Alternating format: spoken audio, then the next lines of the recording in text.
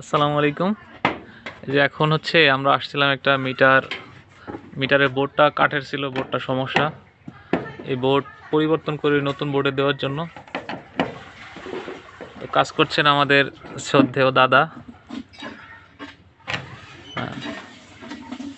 লাইনটা কিন্তু চালু, লাইনটা অবশ্যই বন্ধ করে নেওয়ার দরকার ছিল, ট্রান্সফরমার দূরে। কিন্তু আমাদের যে ট্রান্সফরমারটা আছে সেটা অনেক দূরে থাকায় আমরা, আর এটা সচরাচর হয়, সমস্যা হয় না। কলম কই? এটাতে কিন্তু কারেন্ট আছে, এই যে তারটাতে। এখন আমাদের দাদা হচ্ছে এই সাপের মুখের দাঁত ভাঙিয়ে দিবে, বিষধর দাঁত।